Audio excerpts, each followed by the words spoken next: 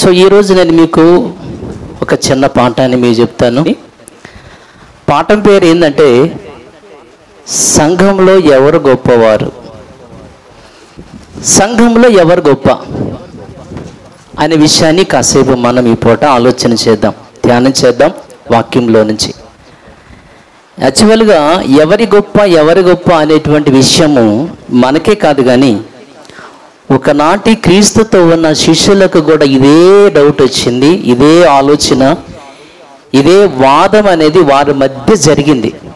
మార్గాన్ని వెళుతున్నప్పుడే వాళ్ళ మధ్య ఒక వాదన జరిగిందని వింటాం. ఎలాంటి వాదన అనేది అంటే ఎవరు గొప్ప అనే విషయంలోనే. ఒకసారి మీరు కనుక అది ఎక్కడుంటుందంటే మార్కు సువార్తలో నుంచి 9వ అధ్యాయము 33వ వాక్యాన్ని మనం చూడొచ్చు. అంతటా వారు కపెర్నహూమునకు వచ్చిరి. వారు ఎవడు గొప్పవాడని మార్గమున ఒకనితో ఒకడు వాదించుకున్నారు, నేను గొప్ప అని.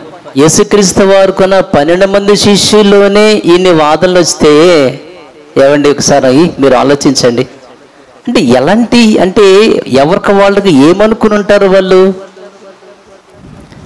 పేతురు గారు ఏమనుకుని ఉంటారంటే, ఇదిగో నేను ఈ శిష్యులలో మెయిన్ క్యాండిడేట్ నేనే, రాయి కేఫా, నేనే మెయిన్ క్యాండిడేట్ని కాబట్టి నేనే మీ అందరికంటే గొప్ప అని అనుకుని ఉండొచ్చు పేతురు గారు. ఏమండి, యోహాను గారు అదేం కాదు, నేను మీ అందరికన్నా చిన్నోడిని, యేసు ప్రేమించిన శిష్యుడు అని ఉంటుంది కాబట్టి నన్నే యేసు ఎక్కువగా ప్రేమిస్తాడు కాబట్టి ఆయన రొమ్మును అనుకున్న శిష్యుడిని కాబట్టి మీ అందరికన్నా నేనే గొప్ప అని యోహాను గారు అనుకుని ఉండొచ్చు. ఆంద్రే గారు అయితే అబ్బాయి అసలు ఈ శిష్యులలో మొట్టమొదటి శిష్యుడిని నేనే, మీరెవ్వరూ యేసుక్రీస్తు వారికి పరిచయం కాకముందు మేము అసలు బాప్టిస్మీ యోహాను గారి శిష్యులం, ఆయన చెప్పాడు ఆయన ఫాలో అవ్వమని. కాబట్టి మొట్టమొదటిగా యేసుక్రీస్తు వారిని ఫాలో అయిన వాళ్ళలో అసలు శిష్యుల్లో చేరిన వాళ్ళ మొదటి వాడిని నేనే, కాబట్టి నేనే గొప్ప అని ఆంద్రేయ అనవచ్చు. మత్తయి గారేమో అదేం కాదు నాయన, నాదొక మంచి ఉద్యోగం, మంచి జాబు నాది, ట్యాక్స్ కలెక్టర్ నేను, అలాంటి ఉద్యోగంలో ఉండగా యేసు నన్ను వెంబడించమనగానే ఉద్యోగాన్ని డబ్బును మొత్తం విడిచిపెట్టి వచ్చాను కదా, నాకు మించిన త్యాగం మీరు ఎవరు చేశారు చెప్పండి. కాబట్టి లేదు యేసుక్రీస్తు వారికి శిష్యులలో గొప్పవాణ్ణి నేనే అని అనుకుని ఉండవచ్చు మత్తయి గారు. యూదా, ఇస్కరియోతు యూదా అయితే అబ్బా ఎందుకు మీరు మాట్లాడుకుంటారు చెప్పండి. అసలు ఒకటి ఆలోచించండి, మనం ఏదైనా గృహానికి వెళ్ళాము, విజిటింగ్కి వెళ్ళాము, ప్రార్థన చేస్తే వాళ్ళు కానుకలు ఇచ్చారు, ఒక చిన్న మీటింగ్ పెడితే కానుకలు ఇచ్చారు. ఈ కానుకలను పోగేసి యేసుక్రీస్తు వారు ఎవరికి ఇచ్చాడు? జాగ్రత్తగా దయమని నాకే ఇచ్చాడు, ట్రెజరీ పోస్ట్ నాదే, డబ్బులు సంచే నా దగ్గర ఉంచి ఎవరికి ఏది కావాలో వాడండి, భోజనం కావాలంటే భోజనం, టిఫిన్ కావాలంటే టిఫిన్ నీ దగ్గర ఉంచి, డబ్బులు నీ దగ్గర ఉంచి వాడమని నాకే ట్రెజరీ డబ్బులు సంచే నాకు ఇచ్చాడంటే మెయిన్ క్యాండిడేట్ ఎవరో మీకు అర్థం అవట్లా. కాబట్టి నేనే గొప్పని యూదా గారు అనవచ్చు. ఇలా వీళ్ళ మధ్య ఒక వాదన అనేది ఎవరు గొప్పవాళ్ళు అనే విషయంలో వాళ్ళకి వాదన జరిగింది. ఇంతకు వాళ్ళు దేని గురించి వారి యొక్క వాదన అంటే మత్తయి సువార్త ఒకసారి మనం వెళితే మీకు కొంచెం క్లారిటీ మనకు వస్తుంది. మత్తయి గారి సువార్తలో నుంచి 18వ అధ్యాయము 1వ వాక్యాన్ని మనం చూసి ముందుకెళ్దాం.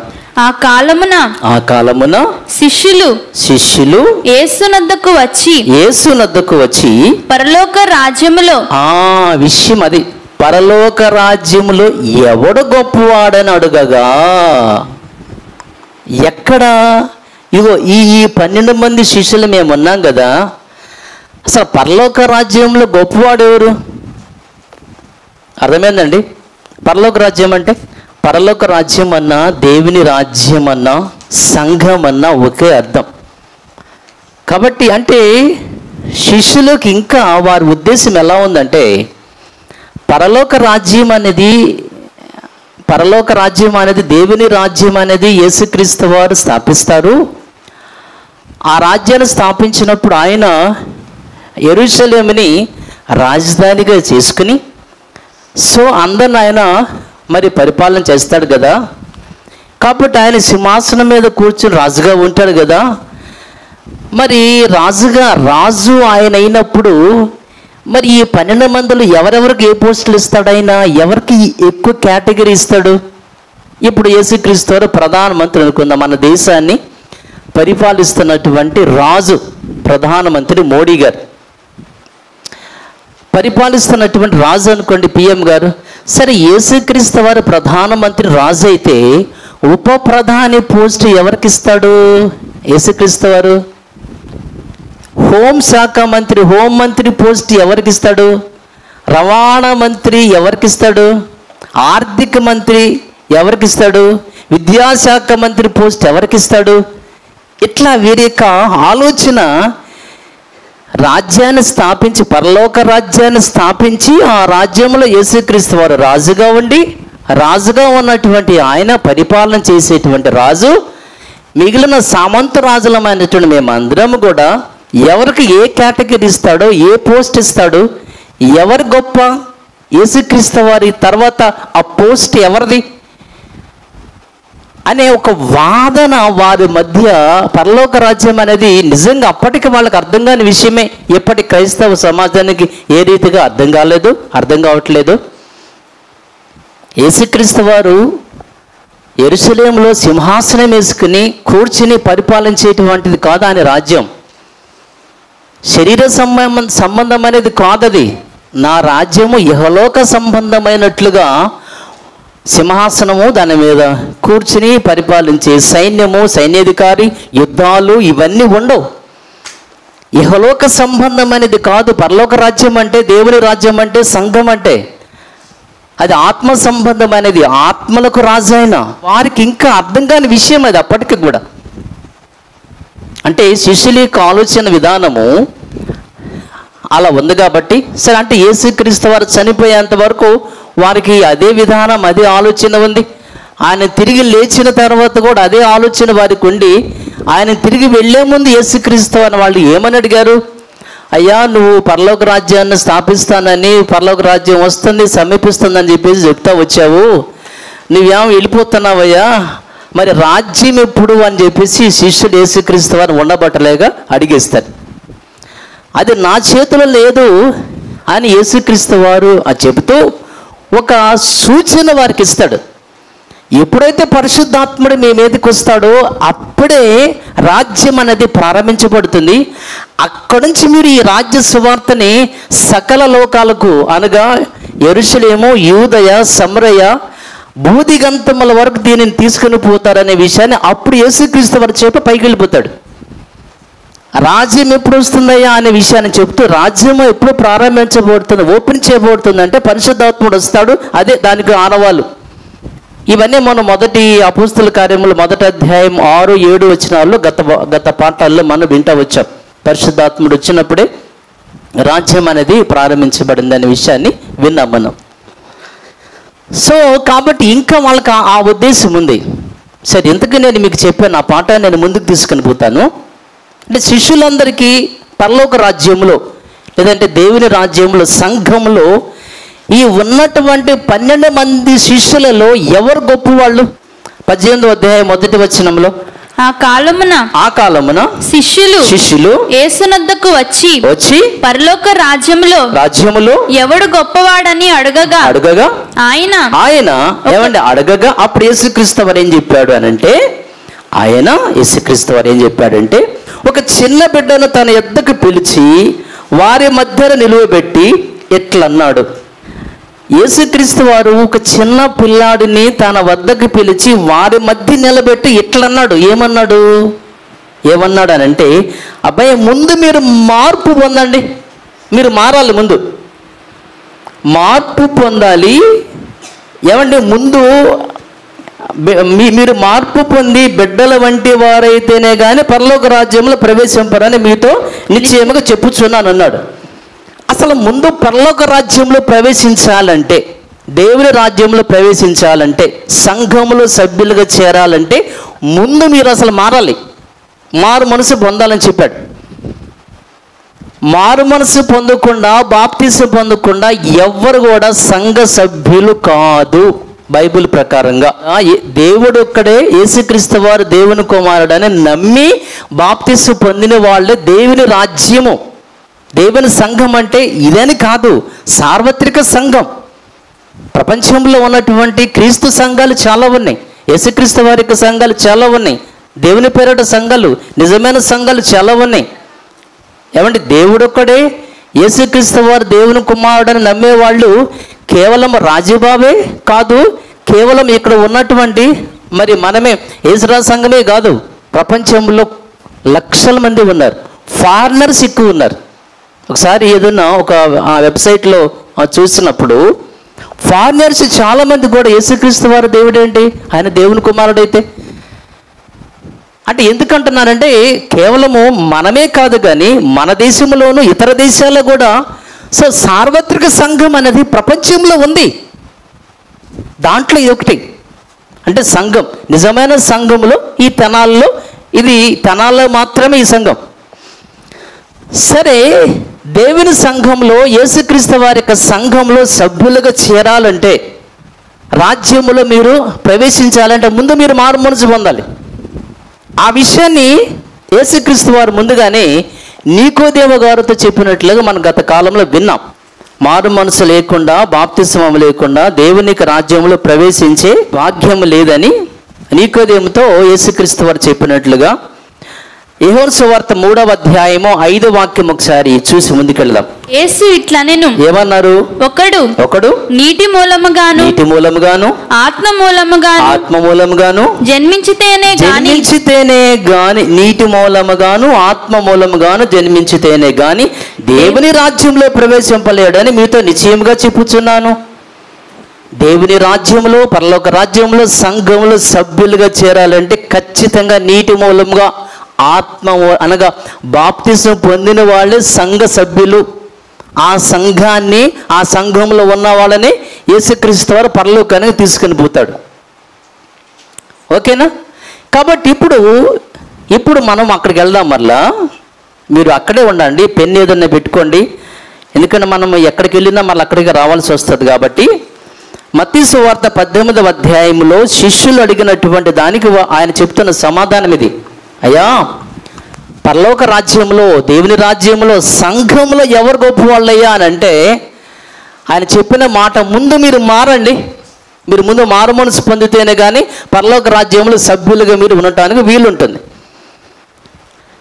ఏమండి, ఆయన ఒక చిన్న బిడ్డను తన యొద్దకు పిలిచి వారి మధ్యన నిలువబెట్టి ఇట్లా అన్నాడు, మీరు మార్పు నంది, మీరు ముందు మారు మనసు పొంది బిడ్డల వంటి వారైతేనే కానీ, చిన్న పిల్లలుగా మీరు మారితేనే కానీ పరలోక రాజ్యంలో ప్రవేశింపరని మీతో నిశ్చయముగా చెప్పుచున్నాను. సంఘంలో సభ్యత్వం రావాలంటే, రాజ్యంలో సభ్యులుగా మీరు చేరాలంటే మీరు మారి చిన్న పిల్లలుగా మారిపోవాలి. నీకోదేం అడుగుతాడు కదండి, నేను ముసలాన్నయ్యి చచ్చిపోయి నేను మరలా మా అమ్మ కడుపులో పుట్టాలా అని చెప్పేసి మీరు చిన్నపిల్లలైపో, మీరు దేవునికి రాజ్యంలో, సంఘంలో మీరు గనక సంఘంలో మీరు సభ్యులుగా చేరాలంటే మీరు మారాలి. రెండవది ఏంటంటే చిన్నపిల్లలైపోవాలి, మీరు చిన్నపిల్లలుగా మారిపోవాలని. ఎందుకని చిన్నపిల్లలుగా మీరు మారిపోవాలన్నాడు అని అంటే, చిన్న పిల్లల గురించి మనకు తెలియని విషయాలు ఏముంది? అందరికీ చిన్నపిల్లలు ఉన్నారు. చిన్నపిల్లలు వారిలో ఎటువంటి కల్మషము ఉండదు, నిష్కల్మషమైన మనసుతో వాళ్ళు ఉంటారు. చిన్నపిల్లలతో మీరు మాట్లాడండి. యేసుక్రీస్తు వారు కూడా చిన్నపిల్లలదే ఆయన మరి పరలోక రాజ్యం అని అంటే ఎందుకు ఈ విషయం అని కనుక మనం ఒకసారి మరి ఆలోచన చేస్తే, చిన్నపిల్లలుగా మీరు మారిపోవాలన్నాడు. ఎందుకోసం అంటే పిల్లలలో ఇటువంటి కోపము, ఆవేశము, క్రోధము, ఈర్ష్య, అసూయ, ద్వేషము, పగ, కలహము, కుళ్ళుబోతనము, ఓరవలేనితనము, ఈ చెత్తంతా పిల్లల్లో ఉంటుందా? ఉండదు కదా. పిల్లల పరిక్రమాల చెత్తంతా వాడిలో ఉండదు. వాళ్ళకి ఏది తప్పో, ఏది పాపమో, ఏది అబద్ధమో, ఏది నిజమో వాళ్ళకి తెలియదు. మనం చెప్తే తప్ప. వాళ్ళకి పాపం అంటే తెలియదు, వాళ్ళకి తప్పు అంటే తెలియదు. అందుకని బైబిల్లో కూడా ఇక్కడే ఉండండి, కొరింథీయులకు రాసినటువంటి మొదటి పత్రికలో నుంచి మనం ఒక మాట చదివి మరలా ఇక్కడికి వద్దాం. కొరింథీయులకు రాసినటువంటి మొదటి పత్రిక 14వ అధ్యాయము 20 వచ్చిన మనం చదివి మరలా అక్కడికి వెళ్దాం. సహోదరులారా మీరు బుద్ధి విషయమై పసిపిల్లలుగా ఉండద్దు, దుష్టత్వం విషయమై శిశువులుగా ఉండండి, బుద్ధి విషయమై పెద్దవారుగా ఉండండి. అర్థమైందా? బుద్ధి విషయంలో, జ్ఞాన విషయంలో మెచ్యూరిటీ కలిగి ఉండాలి. బుద్ధి విషయంలో మీరు పెద్దోళ్ళలాగా ఉండాలి. నేను పిల్లవాడిగా ఉన్నప్పుడు పిల్లవాడిగా ఉన్నాను, ఇప్పుడు పెద్దవాడిని అయ్యాను, పిల్లవాడిని చేసిన మానేశానని పౌలు చెప్పినట్లుగా ఇది 13లో. అంటే ఇక్కడ విషయం ఏంటంటే, మనము బుద్ధి విషయంలో, వివేక విషయంలో, జ్ఞాన విషయంలో మాత్రం పెద్దోళ్ళగా ఉండాలి. పెద్దవాళ్ళు ఎలా ఉంటారో అలా మెచ్యూరిటీ కలిగి ఉండాలి మనం బుద్ధి విషయంలో. కానీ దుష్టత్వం విషయంలో, తప్పు విషయంలో, పాపం విషయంలో చిన్న పిల్లల్లాగా ఉండాలి అని చెప్పాడు. అంటే ఏంటి అర్థము? చిన్నపిల్లలు తప్పు చేయరు కాబట్టి, వాళ్ళకి తప్పు తెలియదు కాబట్టి, వాళ్ళకి పాపం అనేది వాళ్ళకి తెలియదు కాబట్టి, మీరు చిన్నపిల్లల్లాగా ఉండాలంటే అర్థం ఏంటంటే, మీరు చిన్నపిల్లలాగా పాపము లేని వారుగా, తప్పు చేయని వారుగా, కల్మషము లేని వారుగా మీరు ఉండాలి. అప్పుడే మీరు పరలోక రాజ్యం. అర్థమైందండి? మీరు ముందు మారాలి. సంఘములో సభ్యులుగా, రాజ్యముల సభ్యులుగా మీరు చేరాలంటే మీరు ముందు మారాలి. మారి మీరేం చేయాలి? చిన్నపిల్లలు అయిపోవాలి. చిన్నపిల్లలు ఏ రీతిగా కుళ్ళు, కుట్రలు, ఈర్ష్య, వాళ్ళ మీద వీళ్ళ మీద వాళ్ళకి ఇవేమి లేకుండా, కల్మషం లేకుండా నిష్కల్మషంగా చిన్నపిల్లలు ఉంటారు. అలా మీరు చిన్నపిల్లలు అయిపోవాలి, ఏ తప్పు చేయకుండా. అలా ఉన్న వాళ్ళే పరలోక రాజ్యంలో, దేవునికి రాజ్యంలో, సంఘములో వాళ్ళు సభ్యులు అవుతారు అని చెప్పి మరలాడికి వెళదాం. మత్తయి సువార్త 18వ అధ్యాయం ఫస్ట్ నుంచి చూడండి ఒకసారి. ఆ కాలం మన శిష్యులు యేసునద్దకు వచ్చి పరలోక రాజ్యములో ఎవడు గొప్పవాడని అడగగా ఆయన ఒక చిన్న బిడ్డను తన యొద్దకు పిలిచి వారి మధ్యను నిలవబెట్టి ఇట్లనెను, ఏమన్నారు? మీరు మార్పు నొంది బిడ్డల వంటి వారైతేనే గాని పరలోక రాజ్యంలో ప్రవేశింపరని మీతో నిశ్చయముగా చెప్పుచున్నాను అని చెప్పి వెంటనే ఏమన్నారండి? కాగా పిల్లల వల్లే, చిన్న పిల్లల వల్లే ఎవరైతే తనను తాను తగ్గించుకుని వాడు ఎవడో వాడే పరలోక రాజ్యంలో గొప్పవాడు. ఇక్కడ చెప్పాడు ఆయన ఇవన్నీ చెప్పి. ఎవరు గొప్పవాళ్ళయ్యా సంఘంలో, చర్చిలో ఎవరు గొప్పవాళ్ళు ఇక్కడ అని అంటే, ఎవరైతే చిన్న పిల్లలలాగా తమను తాము తగ్గించుకుంటారో వారే పరలోక రాజ్యంలో గొప్పవాళ్ళు. ఇప్పుడు చెప్పండి మీరు, మన చర్చిలో ఎవరు గొప్పవాళ్ళు? మన సంఘంలో ఎవరు గొప్పవాళ్ళు? ఎవరు గొప్పవాళ్ళు అంటే, ఎవరైతే తమను తాము తగ్గించుకుని సంఘంలో ఉంటారో వాళ్ళే యేసురాజు సంఘంలో గొప్పవాళ్ళు. వాళ్ళే గొప్పవాళ్ళు. తగ్గించుకునే స్వభావం అనేది ఒకసారి మీరు ఆలోచించండి. ఏమండి, ఈ మధ్య కాలంలో వచ్చిన ఒక సినిమా సమాజాన్ని ఎంత పాడు చేసిందంటే, తగ్గేదేలే. చిన్న పిల్లాడ దగ్గర నుంచి ముసలాడ వరకు కూడా తగ్గేదేలే అని చెప్పేసి పత్తోడు ఇదే డైలాగ్. అంటే బైబిల్కి అది ఎంత భిన్నమైన మాట మీకు తెలియదు కాదు. యేసుక్రీస్తు ఏం చెప్పాడు? లోక సువార్త 18వ అధ్యాయంలో 14 ఒకసారి మనము ఆలోచన చేస్తే, దేవుని అతని కంటే ఇతడు నీతిమంతుడుగా తీర్చబడి తన ఇంటికి వెళ్ళెనని మీతో చెప్పుచున్నాను. తన్ను తాను హెచ్చించుకునేవాడు తగ్గింపబడుననియు, తన్ను తాను తగ్గించుకున్నవాడు హెచ్చింపబడునని. ఈ వచనం అండి ఎంత మందిని ప్రభావితం చేసిందంటే, మన భారత జాతిపిత అయినటువంటి మహాత్మా గాంధీ గారిని కూడా ప్రభావితం చేసిన మాట అండి ఇది. ప్రపంచంలో పెద్ద వాళ్ళను కూడా ప్రభావితం చేసినటువంటి గొప్ప మాట ఏంటంటే, ఎవరైనా సరే మీరు చెప్పండి, ఎవరైనా ఒక ఎమ్మెల్యేనో ఒక సీఎంఓ ఎవరైనా కనుక ప్రసంగం చేస్తుంటే ఏదైనా సెమీ క్రిస్టమస్కి పిలిస్తే ఈ వాక్యం ఖచ్చితంగా చెప్తారు. మిగిలిన వాళ్ళకి ఎవరికి ఏది తెలియదు, కానీ ఈ వాక్యం అందరూ కూడా గుర్తు చేస్తారు.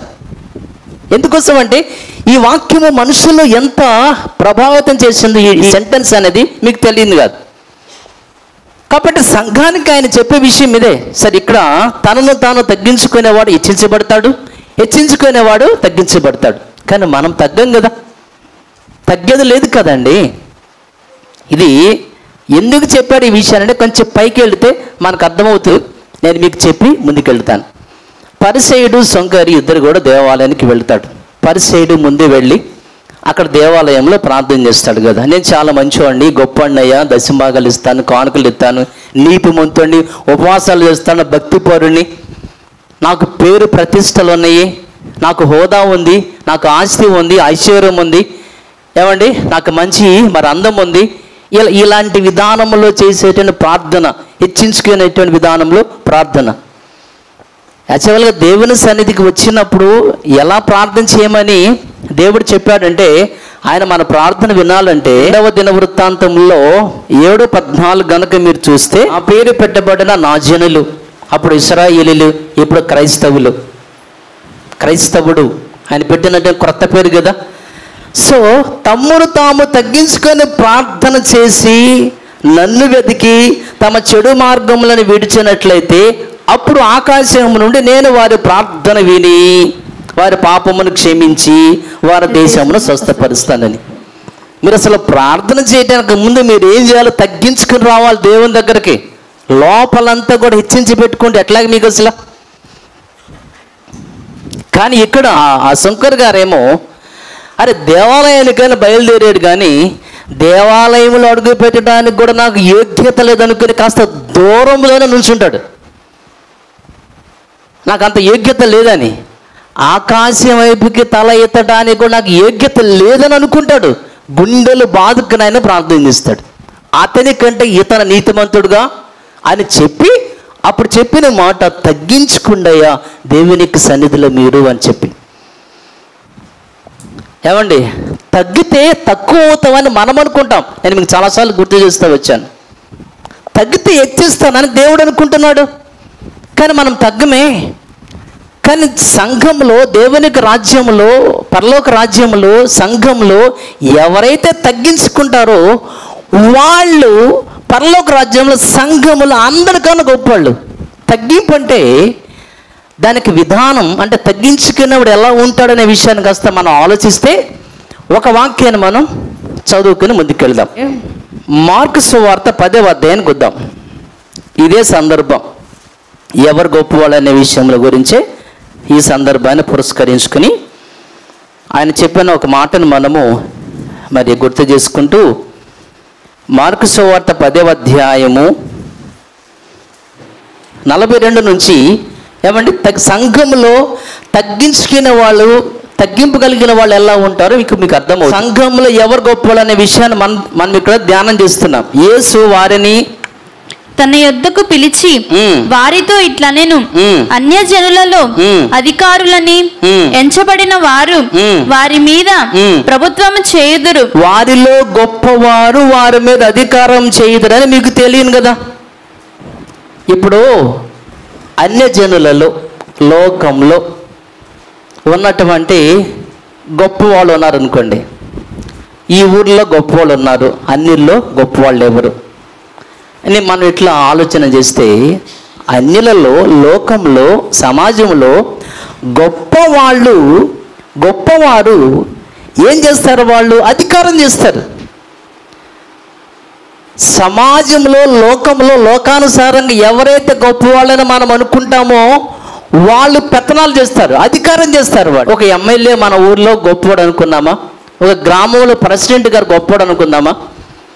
అంటే లోకంలో ఎవరైతే గొప్పవాళ్ళని మనం అనుకుంటున్నామో వాళ్ళు ఏం చేస్తున్నారు? వాళ్ళు అధికారం చేస్తున్నారు, వాళ్ళు పెత్తనం చేస్తున్నారు. వాళ్ళు గొప్పవారుగా పిలువబడిన వాళ్ళు, గొప్పవారుగా అనుకున్న వాళ్ళు సమాజంలో వాళ్ళు ఏం చేస్తున్నారంటే వాళ్ళు పెత్తనాలు చేస్తున్నారు. ఇది లోకపు విషయం గురించి యేసుక్రీస్తు వారు మాట్లాడుతూ, మీరైతే 43 మీలో అలాగుండకూడదు. మరి ఎలా? మీలో ఎవడైనాను గొప్పవాడై ఉండగోరిన ఎడల, నేను సంఘంలో గొప్పవాడుగా ఉండాలి అని గనక మీరు అనుకుంటే, వాడు మీకు పరిచారం చేయవాడై ఉండవలెను. మీలో ఎవడైనాను ప్రముఖుడై ఉండగోరని ఎడల వాడు అందరికి దాసుడై ఉండవలెను చెప్పేశారండి యేసుక్రీస్తు వారు. సంఘంలో ఎవరు గొప్పవాళ్ళు? ఏమండి, లోకములైతే గొప్పవాళ్ళు ఏం చేస్తున్నారు? పెత్తనాలు చేస్తున్నారు, అధికారం చేస్తున్నారు వాళ్ళు. కానీ పరలోక రాజ్యంలో, దేవునికి రాజ్యంలో సంఘంలో గొప్పవాళ్ళు ఎవరంటే, ఎవరయ్యా మన సంఘంలో గొప్పవాళ్ళు మీకు చెప్పమంటారా? అంటులతో వాళ్ళు గొప్పవాళ్ళు. ఇవి నా మాటలు కాదు సమా, దేవుని పిల్లలారా. అంటులు ఎవరు తొమ్ముతారు ఇక్కడ? మన చర్చిలో గొప్పవాళ్ళు ఎవరు? ఈ చర్చిలో బూజు దులిపే వాళ్ళు మీ అందరికన్నా గొప్పవాళ్ళు. అర్థమైందా? చర్చిని ఊడ్చేవాళ్ళు మీ అందరికన్నా గొప్పవాళ్ళు. చర్చిలో వంట చేసేవాళ్ళు గొప్పవాళ్ళు. అర్థమైందండి? వడ్డించేవాళ్ళు గొప్పవాళ్ళు. విస్తరాకులు ఎత్తుతారే వాళ్ళు ఇంకా గొప్పవాళ్ళు. మజ్జిగిస్తున్నారుగా వాళ్ళు గొప్పవాళ్ళే. సంఘములు ఎవరు గొప్పవాళ్ళు? ఎవరు గొప్పవాళ్ళు అంటే, సంఘానికి 10 లక్షలు ఇచ్చిన వాడు గొప్పోడా? ఒక స్థలాన్ని కేటాయించిన వాడు గొప్పోడా? చర్చి కట్టినవాడు గొప్పోడా? బిల్డింగ్ అని ఎవరు గొప్పవాళ్ళు అయ్యానంటే, సమాజంలో వేరుగా ఉంటుంది. సంఘంలో, దేవునికి రాజ్యంలో అయితే దేవుని పని చేసేవాడు దేవుని పరిచర్య చేస్తాడే, సేవ చేస్తాడే. అర్థమైందా? ఎవరైతే బాత్రూమ్స్ కడుతున్నారు ఇక్కడ, మన చర్చిలో బాత్రూమ్స్ కడిగేది ఎవరు? వాళ్ళు చర్చిలో గొప్పవాళ్ళు. ఇవి నా మాటలు కాదు సుమా, యేసుక్రీస్తు సాక్షాత్తుగా సంఘంలో ఎవరు గొప్పవాళ్ళు అని అడిగిన ప్రశ్నకు యేసుక్రీస్తు వారు చెప్పిన ఆన్సర్ ఏంటంటే, తగ్గించుకునేవాడయ్యా గొప్పోడు. అనగా సంఘములు ఎవరైతే పరిచర్య చేస్తారో, సేవ చేస్తారో వాళ్ళే సంఘంలో. ఒకసారి మీరు ఆలోచించండి, మనం దేవుని పనిలో సకాలుగా ఉన్నామా? ఏమండి, అంట్లుతో ఉంటామంటే మనకు అది ఒక చీపుగా అనిపించట్లేదు. ఏమండి, మీలో ఎవరైనా ఈ రోజు నుంచి నేను మధ్యాహ్నం భోజనం చేసినా చేయకపోయినా, మధ్యాహ్నం ఉండి నేను ఇక్కడ అంట్లు తోమి నేను వెళ్తానండి ఈ వారానికి అని మీరు ఎవరైనా వచ్చి అంటే మీరు గొప్పళ్ళు.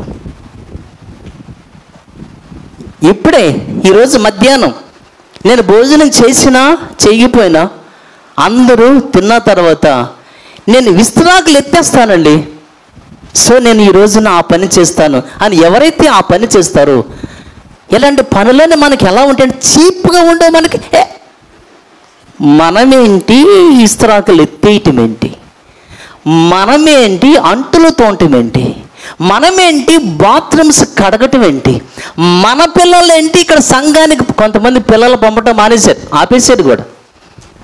మన పిల్లలు మనమేంటి, మన కెపాసిటీ ఏంటి, మన స్టేటస్ ఏంటి, మన పిల్లలు చర్చిలో పరిచర్య చేయటం ఏంటి, మన పిల్లలు పాంప్లెట్లు తీసుకుని ఆటోలో వెళ్ళిపోయి ఇంటింటికి తిరిగి పాంప్లెట్లు ఇటువంటి మన పిల్లలు. అంటే దేవుని పని, దేవునికి రాజ్యంలో పని పరిచయం అంటే చీప్గా అనిపించట్లేదు మనకి, చీప్గా మనకి అనిపించట్లేదు.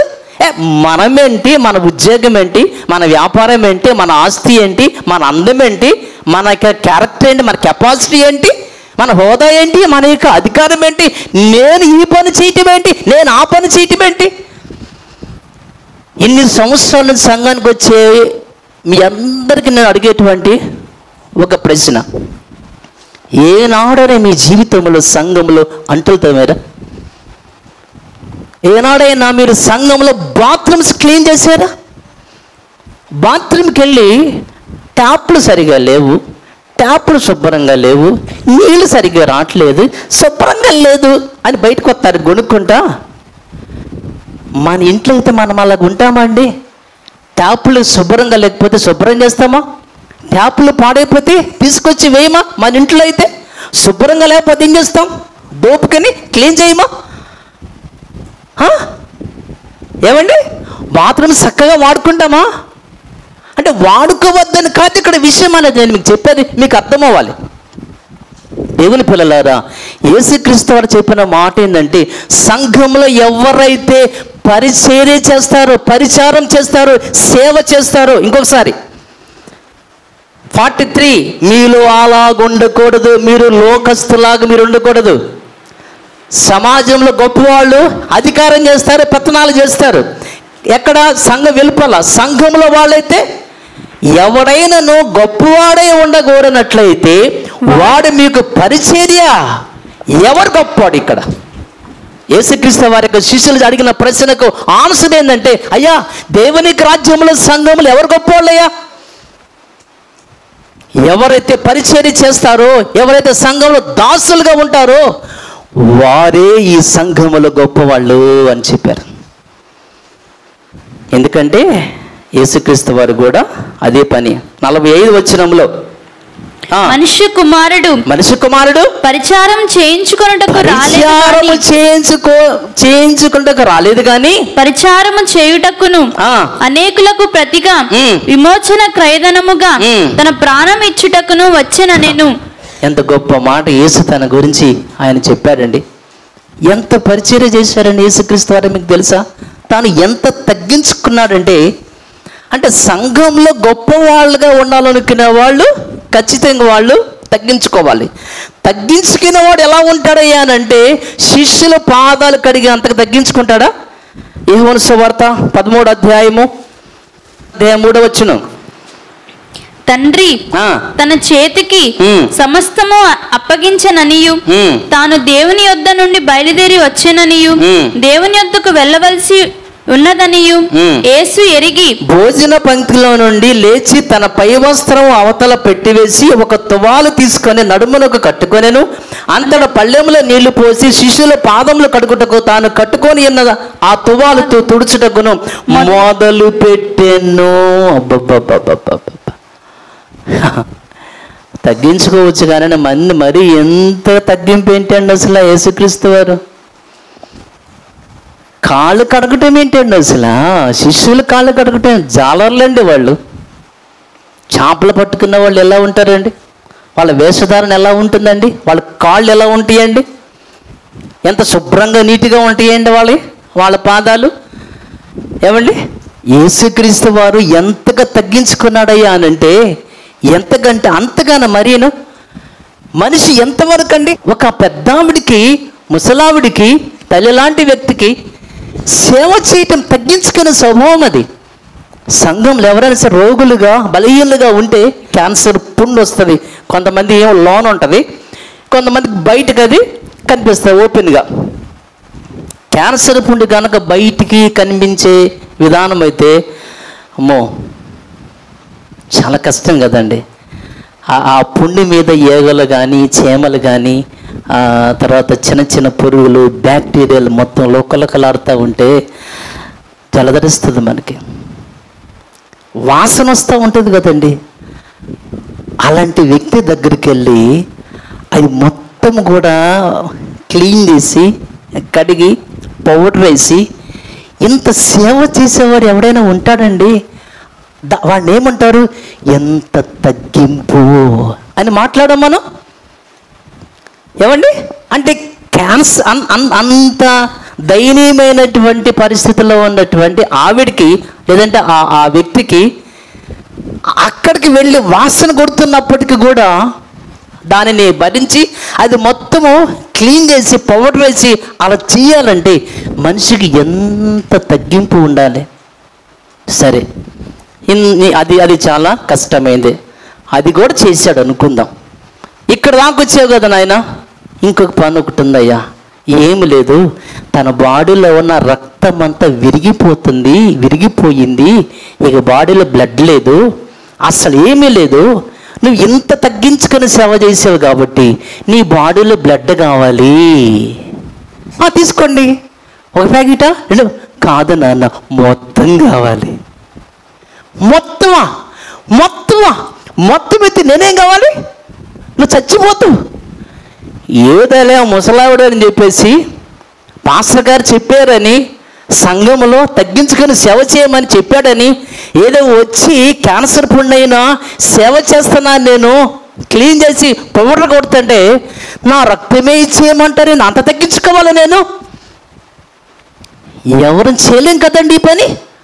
ఆ పని ఒక్క ఆయన చేశాడు, ఆయనే యేసుక్రీస్తు. ఎంతకు తగ్గించుకున్నాడు ఆయన, ఎంతకు తగ్గించుకున్నాడో ఫిలిప్పీ తన పత్రికలో రాస్తూ, ఫిలిప్పీలకు రాసిన పత్రిక 2వ అధ్యాయము వచ్చిన 8, ఆయన ఆకారమందు మనుష్యుడిగా కనబడి మరణము పొందునంతగా అనగా శిలువ మరణము పొందునంతగా విధేయత చూపిన వాడై తన్ను తాను తగ్గించుకొనెను. ఎంతకు తగ్గించుకున్నాడు? శిలువ మరణము పొందునంతగా తన్ను తాను తగ్గించుకున్నాడు. అంటే రక్తమంతా ఇచ్చేయాలి, నీ ప్రాణమే ఇచ్చేయాలి అబ్బాయి. ఓకే, సో అంతగా యేసుక్రీస్తు వారు తగ్గించుకున్నాడు కాబట్టి దేవునికి రాజ్యములో, పరలోక రాజ్యములో, సంఘములో యేసుక్రీస్తు వారిని ఏ స్టేజ్లో ఉంచాడో తెలుసా? కింద చూడండి. అందుకని పరలోకమందున్న వారిలో కానీ, భూమి మీద ఉన్న వారిలో కానీ, భూమి కింద ఉన్న వారిలో కానీ ప్రతి వాని మోకాలను యేసునామమున వంగునట్లును, ప్రతి వాని నాలుకయు తండ్రి అయిన దేవుని మహిమార్థమై యేసుక్రీస్తు ప్రభువని ఒప్పుకొనున్నట్లును దేవుడు ఆయనను అధికముగా హెచ్చించి గొప్ప ప్రతి నామమునకు పై నామమును ఆయనకు అనుగ్రహించను. గొప్పగా హెచ్చించి, ఎంత గొప్పగా అంటే ఈ రాజ్యానికి నువ్వే అధిపతివి. ఈ రాజ్యం కోసం నీ ప్రాణం ఇచ్చేవు కదా, నీ రక్తం ఇచ్చేవు కదా. కేవలం క్యాన్సర్ పుండు కడిగేంత కాదు నువ్వు తగ్గించుకుంది, నీ రక్తం అంతా ఇచ్చి నీ ప్రాణం ఇచ్చి తగ్గించుకున్నావు కదా. ఈ రాజ్యానికి నువ్వే అధిపతివి, నువ్వే రాజువు పో. అంత గొప్పగా దేవుడు యేసుక్రీస్తు వారిని హెచ్చించాడు అని వ్రాయబడి ఉంది. కాబట్టి పరలోక రాజ్యములో, సంఘములో, దేవునికి రాజ్యములో అంత గొప్పవాడుగా యేసుక్రీస్తు వారు ఎందుకు ఎదిగాడు? కేవలం శిష్యుడిగా పాదాలు కడగడం మాత్రమే కాదు, కానీ తన ప్రాణం పెట్టేంతగా యేసుక్రీస్తు వారు తగ్గించుకున్నాడు కాబట్టి అంత ఉన్నతమైన స్థానాన్ని దేవుడు యేసుక్రీస్తు వారికి అనుగ్రహించాడు. కాబట్టి దేవుని పిల్లలారా, సంఘంలో ఎవరు గొప్పవాళ్ళు చెప్పండి?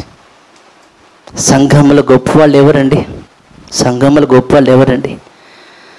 సంఘంలో పరిచర్య చేసేవాళ్ళు గొప్పవాళ్ళు, సేవ చేసేవాళ్ళు గొప్పవాళ్ళు, తగ్గించుకొని పరిచర్య చేసేవాళ్ళే.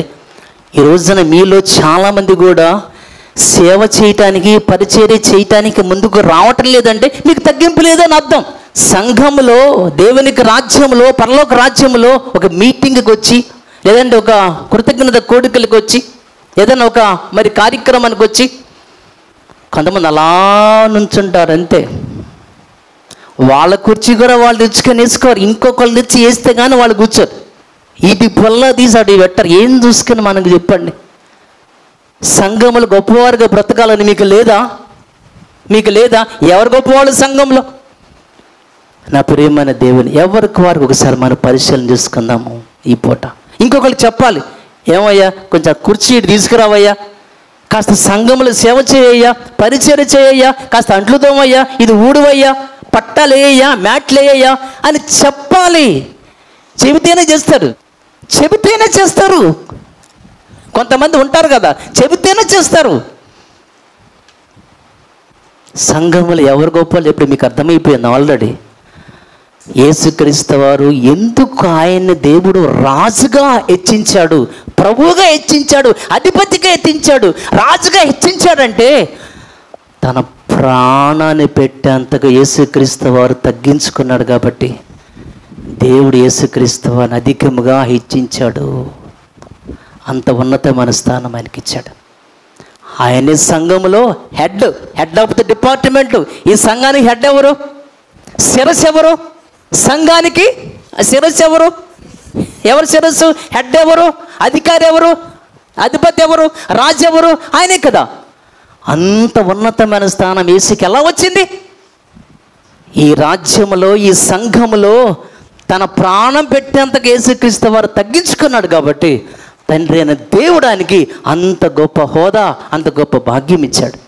మీరు కూడా సంఘములు గొప్పవాళ్ళుగా బ్రతకాలనుకుంటే, చర్చిలో గొప్పవాళ్ళుగా ఉండాలనుకుంటే తగ్గించుకుని దేవుని పనిలో, సేవలో పరిచర్య చేయండి. మీరు సంఘంలో గొప్పవాళ్ళుగా పిలువబడతారు.